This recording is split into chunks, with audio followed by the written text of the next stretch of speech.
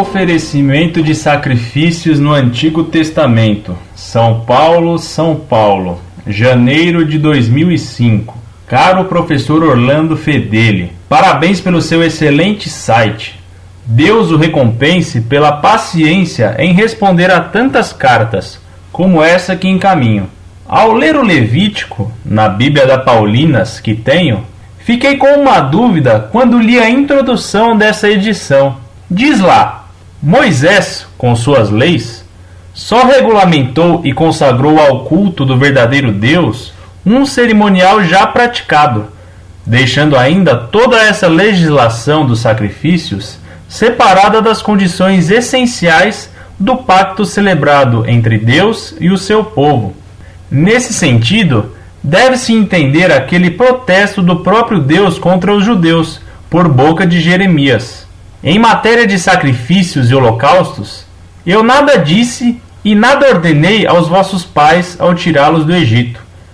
Dei-lhes somente esta ordem: escutai a minha voz, eu serei vosso Deus e vós sereis o meu povo. Todas aquelas leis só eram então o costume dos judeus? Para mim, até pode fazer sentido, porque Deus é simples e não iria se preocupar com detalhes como o tamanho dos panos para o tabernáculo, por exemplo.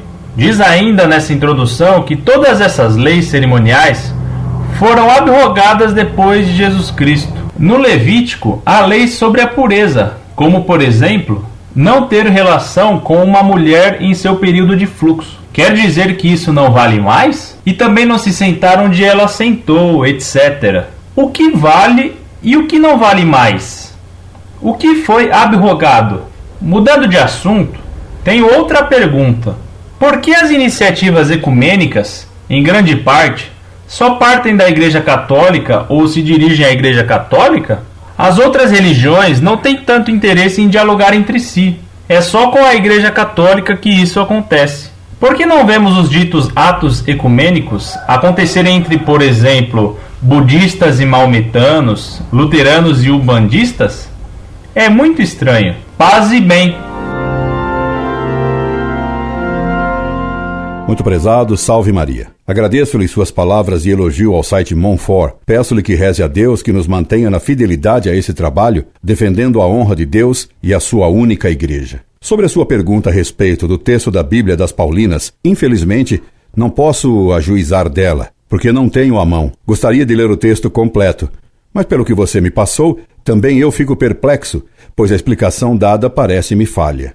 Os homens, sempre, desde o início do mundo, para reconhecerem que Deus é o Senhor de todas as coisas e de que tudo recebemos dele, sempre sacrificaram, destruíram uma parte de suas colheitas ou de seus rebanhos, isto é, de seus bens, ofertando-os a Deus. Foi isso que fizeram Abel corretamente e Caim com má vontade. Abraão também sacrificou uma ovelha no Monte Moriá. Os judeus, sendo pastores, sacrificavam parte de seus bens, isto é, suas ovelhas, para reconhecerem Deus como Senhor de tudo e para mostrar confiança de que Deus lhe daria ainda mais bens no lugar daqueles que eles sacrificaram. Não é verdade que Deus não exigiu sacrifícios. Mesmo ao saírem os judeus do Egito, foi o próprio Deus que os mandou sacrificarem um cordeiro e passarem o seu sangue nas portas de suas casas como sinal para que o anjo não matasse os primogênitos judeus.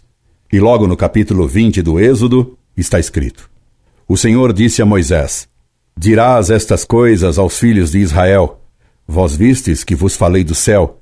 Não farei para vós deuses de prata, nem deuses de ouro. Far-me-eis um altar de terra, e oferecereis sobre eles os vossos holocaustos e as vossas hóstias pacíficas, as vossas ovelhas e bois, em todo lugar onde se fizer a memória do meu nome, eu virei a ti e te abençoarei. Se, porém, me edificares algum altar de pedra, não o edificarás de pedras lavradas, porque se levantares sobre ele o cinzel, ficará poluto. Não subirás por degraus ao meu altar, para que não se descubra a vergonha de tua nudez. Você vê que o texto das Paulinas simplifica o problema, ao que me parece, pois Deus, logo depois da saída do Egito, manda que os judeus lhe sacrifiquem suas ovelhas e bois. Portanto, os sacrifícios praticados pelos judeus não eram simples costumes deles, mas foram ordenados pelo próprio Criador. Estes sacrifícios eram prenúncios e símbolos proféticos do sacrifício do Novo Testamento, a missa. Assim, o cordeiro que os judeus sacrificavam para comemorar a Páscoa, sacrifício que o próprio Cristo cumpriu na Quinta-feira Santa anterior à sua morte, era símbolo da morte de Cristo. O Cordeiro de Deus sem mancha, que como o Cordeiro Pascal, sem mancha, morreu na cruz, sem que nenhum osso lhe fosse partido. Todos os sacrifícios que eram simbólicos e puramente cerimoniais foram tornados inúteis quando o que eles representavam se realizou verdadeiramente. Estabelecido o sacrifício da missa por Cristo, todos os sacrifícios que o simbolizavam ficaram superados e abolidos. A realidade supera o símbolo. Quanto ao texto de Jeremias que você cita, você deve situá-lo no contexto em que Deus o colocou. Deus estava recriminando os judeus por fazerem sacrifícios aos ídolos. Daí ele afirmar que mais importante que os sacrifícios de animais era a obediência à sua palavra. Por isso também foi escrito: quero a obediência e não o sacrifício. Quanto ao chamado ecumenismo, concordo inteiramente com a sua observação. O ecumenismo parece ter mão de direção única. Jamais se vê nenhum ato de bondade dos sectários com relação à igreja. E o ecumenismo não só não alcançou os fins que pretendia, mas causou o contrário. Os católicos se dividiram e os hereges não se converteram. Estranho. Realmente muito estranho. Incorde Jesus Semper, Orlando Fedeli.